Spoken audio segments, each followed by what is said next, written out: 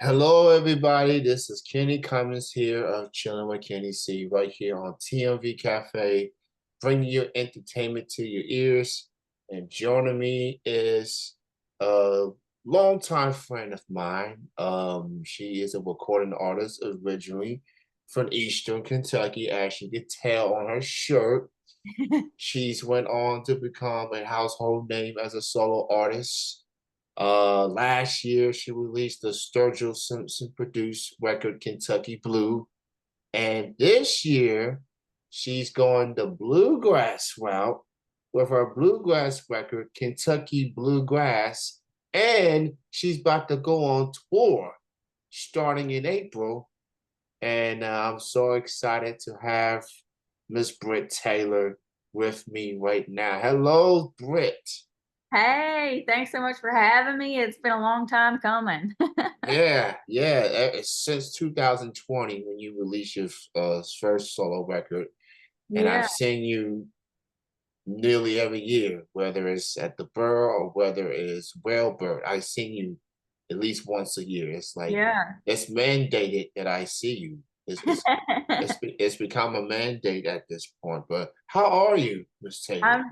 I'm doing good. Today's just been a rainy Tennessee day of doing a little business and wrangling donkeys actually. It was donkey hoof trimming day, so and Yeah, it fell on a rainy day, so I got dragged through the mud a little bit, but we're okay. that's good to hear. That is good to hear. So, Miss Taylor, before we focus on Kentucky Bluegrass, I want to go back to Kentucky Blue, which was such a wonderful record. And the fact that Sturgill Simpson was on board to to produce this record and contribute to this record made it very extra special. So looking back at Kentucky Blue, how you feel about the record, which is literally a year later after its release? How you feel about that project? Yeah, I mean, making a record with Sturgill Simpson is epic, and I feel so lucky to have gotten to work with him at any capacity and just be around him because he's just a really special human and he's insanely talented. And being around people like him and David Ferguson, who just have such a rich history in that in I guess outlaw country before it was outlaw country. I don't think anybody ever set out to be outlaw country. It just they weren't accepted, and then they made their own way. Like Johnny Cash and Willie Nelson and all of them. Like Ferg has worked with all those people, so I feel like I'm in country music history on the good side of it, on the side that I want to be on, and just to have my name alongside of names like Sturgill Simpson and David Ferguson is just really surreal and really cool. It's definitely cool. It definitely feels like Kentucky has been on quite a roll with Mhm. some of the artists that's been putting out some incredible music. You know, Sturgill Simpson, Tyler Childers, Chris Stapleton, Carly Pierce, and that's just a few of the many talented artists that came from that state and just went on to huge success. And I've been following your career for a long time, and to see your growth as a solo artist, it's been incredible. And I'm like, man, I know Brit Taylor was going to move on to awesome things. And I'm on social media every day. I always see something about Brit on the road traveling, and you always come through Lexington every year, it seems like, and that's pretty cool at the Borough. And I got all three of your albums now. I got three of your albums, so I'm proud of you for everything you have accomplished, for everything you've been able to do to live this dream. and just doing awesome things. And kids, I was doing my music show and I played literally every song off of Kentucky Blue. And now I'm gonna be playing do the same thing with Kentucky Bluegrass. So I'm very excited. If you haven't gotten Kentucky Blue, go get it. It's on the platforms and is an incredible body of work. Definitely such a wonderful project for sure. Now I was at your recent show and you talked about your love for bluegrass. It was definitely a love at a young age. So talk about going to the bluegrass route, and you actually went on some of the songs from Kentucky Blue, ended up getting the bluegrass version of the song, including a new original Saint Anthony. So talk about the process of Kentucky bluegrass. What was that experience like working on a bluegrass record?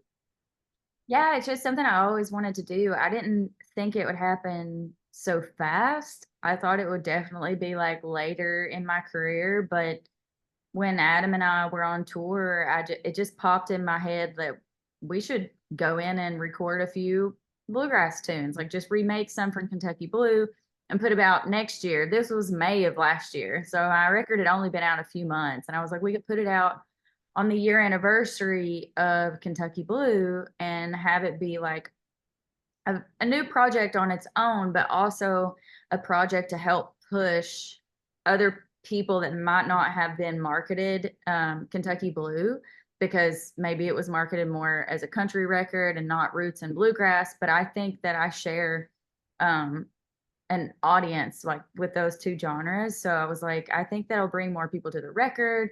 It'll keep the ball rolling, and we just get to go in and have some fun doing it. And that's exactly what it was. It was a blast. We thought we'd record like 4 or 5 songs, but the band was so good that we ended up getting 8. And we had like a list of 6. We were like, if we get lucky, we'll get, 6 songs.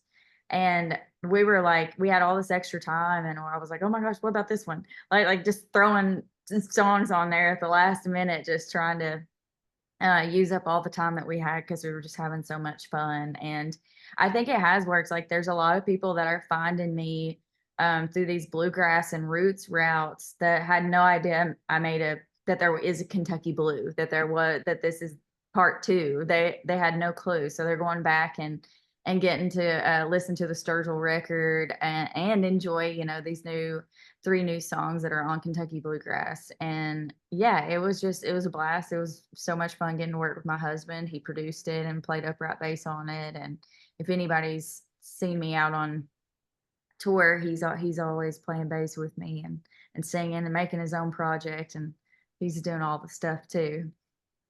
Yeah, and bluegrass definitely different from country to folk to Americana. It has a storied history of music, and it started to grow on me from the moment that I started supporting local music. And I know some friends here in Lexington that has that sound, and it kind of gravitate. So, and I love going to bluegrass shows. And I love seeing the banjo solo, and I'm just some random person in the crowd. Yeah, crank that banjo. And it's just it hits different, compared to a country or folk or Americana, especially when it's just 4 or 5 people, just guitars and bass and a banjo. That's an automatic good time. Oh, yeah, there's Yeah. no drums, but it grooves. Oh yeah. It's definitely grooves, and, it's hard, it's way harder without drums. It's definitely been a learning curve, but, yeah, it's just fun, and I grew up listening to it, and I don't know if my songs are bluegrass. That's why I called it Kentucky Bluegrassed, ED. Because I feel like I just took a bunch of country songs and turned them into a bluegrass song. Yeah. call it the remix. You know what I'm saying? We can call that too.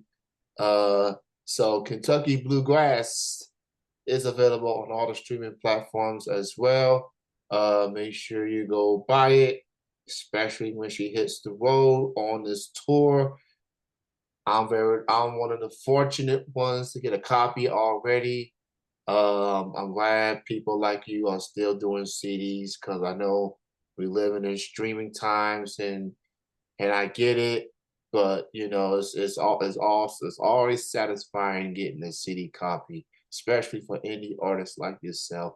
And then I can look back and say, wow, I got I've been bluegrass on this day. You got grass. I got grass. So yeah, when I saw the bluegrass set that you had at the Borough, definitely a different feel, Mhm, minus the drums. mhm. It was a packed crowd that night. It's always a packed crowd. I love the Borough. It's my favorite venue in Lexington, hands down. Um, and there were some changes since you were there. They now have a brewery now Mhm. called Burr Brew. So the next time you go there, it's literally next to the Burrows. Next is like it's Oh, that that's extra awesome. building.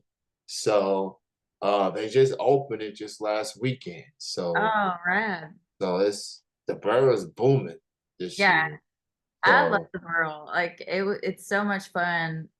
The first time I played there, I was like, "Oh my god, nobody's gonna come," and I'm so nervous.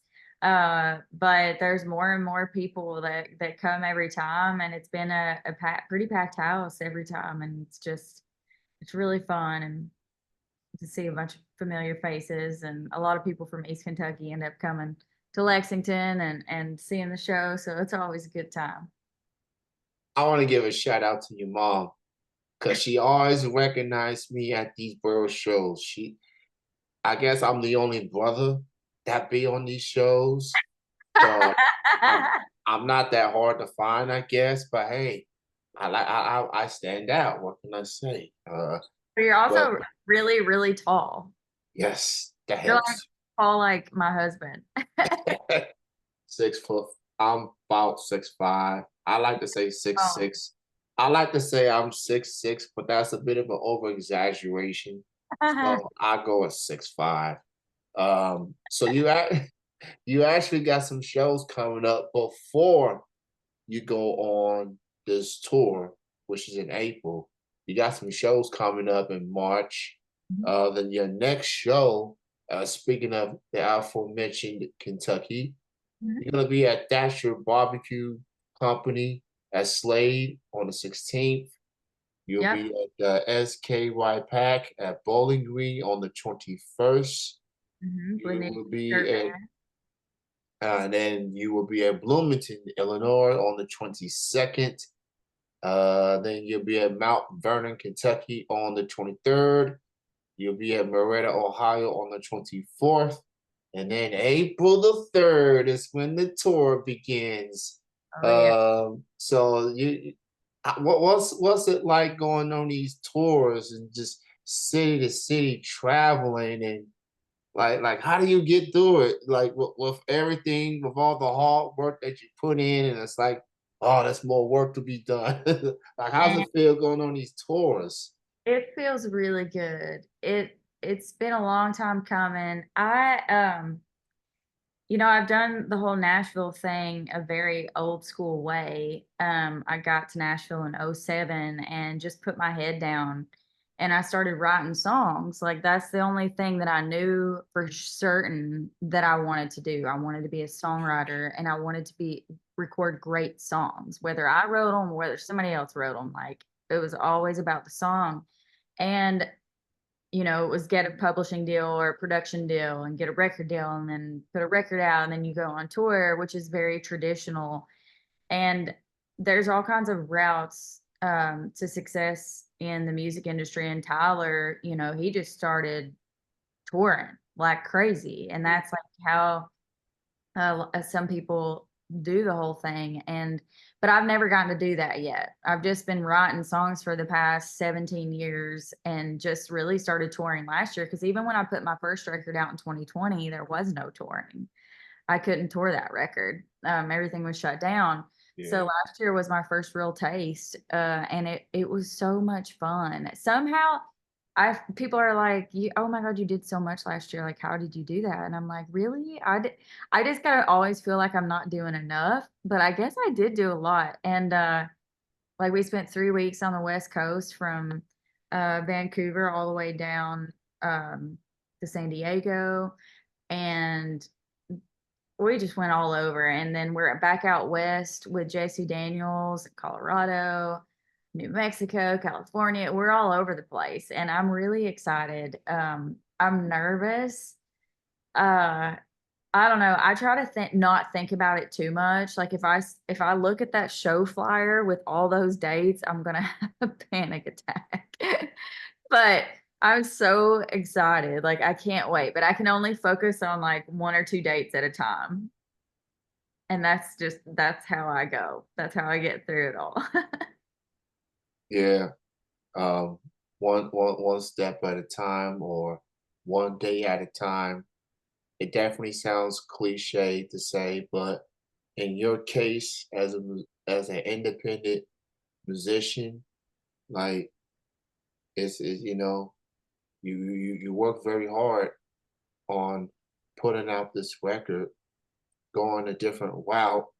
This is something that you always wanted to do, and it definitely feels like the time is right. Coming off the success of Kentucky Blue and everything else that followed, so all these passionate fans of yours are in for a treat for Kentucky Bluegrass tour starting in April in the spring. Thank goodness spring is here because while the weather hasn't been that overwhelming bad, I'm a warm weather person. Yeah, me too. I'm a warm weather person, and I'm just looking forward to the 60 to 70 degrees, and then we'll get to the 80s and whatnot, just slowly but surely. So check out Brit Taylor. Kentucky Bluegrass is available on all the streaming platforms. Go get the copies of the record coming to a city near you. And check out her website, Brit Taylor music.com, and all the lists of dates are on there. She's gonna be wow, she's gonna be in the Midwest, she's gonna be in the West, she's gonna be in Cali, she's gonna be in Seattle, Idaho, Utah, Denver, Kansas City, St. Louis. Yeah, she's gonna be busy. Yeah, it's like drive, play, maybe sleep. We might just have to drive. I'm not sure. It's just me and Bronwyn. She's also or Bronwyn. Blakely. I've been Yeah. playing with Bronwyn a lot lately, but Blakely Burger, also from Kentucky. We are so Yes. together. Yeah, Yes. just we're gonna get into some trouble. I got a feeling. Good trouble. Get us in good trouble. Shout out to Blakely Burger here in the Lexington area. Awesome musician in the city. And go check her out or her music as well. She's a wonderful soul. Mhm. And so I'm so proud of you. Thank you. And for everything, for all these years that I've gotten to know you, and you have just blossomed into this incredible independent musician that you are. And not only have I seen you on a small stage, but I've seen you in a large stage. When I saw you at Railbird about a year or two ago, that made me smile like, oh man, I'm about to get emotional thinking about it. Oh, me too. That was I can't believe Yeah, that I can't believe they let me play that festival like that. was Yeah. crazy. Yeah, so and I have enjoyed that festival, and I hope it continues to grow and evolve. Now, being the local music advocate that I am, I'm gonna need them to keep bringing back these local acts, Oh, because yeah. we this state of Kentucky, we have so much to offer, and Yeah. I'm about to see Chris Stapleton for the first time ever. Oh, Uh, man. he gonna kill it. He gonna kill it. Yeah, he's Uh, incredible. He doesn't mess up. Yeah, so now I gotta see Stapleton and I gotta see Sturgill Simpson one of these days. I don't know when and where, but I gotta go see him at one of these shows. I've already seen Tyler twice now at Whalebird, Mhm. and just last year I got to go see Sturgill, and yeah, that will be a lot of fun. Nice. So thank you so much for your time, Britt, for doing this interview. Yeah, of course. Especially, it feels like a calm before the storm for you in this case. And thank you for just staying with me, just making sure that we do make this happen. Because I didn't want to bother you too much because of your busy schedule. But I just want to thank you so much for joining me, and it's good to reconnect with you. And congrats on everything, the record and the tour that you have coming up. So, you got any final words to fans and just anybody in general?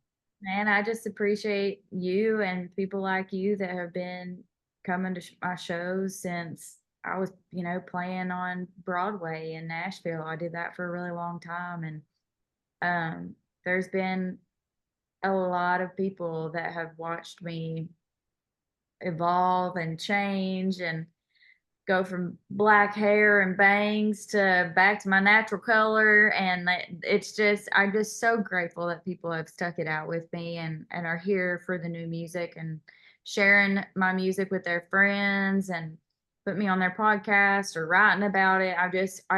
I couldn't be more grateful to all the people that are coming out to shows and people like you. I'm just it's a thing that keeps me making records. Very, very proud of you. And by the way, just yesterday on my music show, I played Anything But You. Thank Um, so I'm gonna keep playing this bluegrass record and just shove it through people's brains and well-being and dissect their minds with this Kentucky bluegrass. Now because of you, I can't even say it regularly. I have to say bluegrass with the extra S's. And I almost sound like a snake when I say it, but it's okay. Uh, but thank you, Britt, and have a great tour and have a great spring and everything. And I guess I'll see you down the road, maybe Lexington again in the future. I don't know, but we'll cross paths again. Thank you, Britt. All right. Thank you so much. All right, you have a good night. Bye. All right.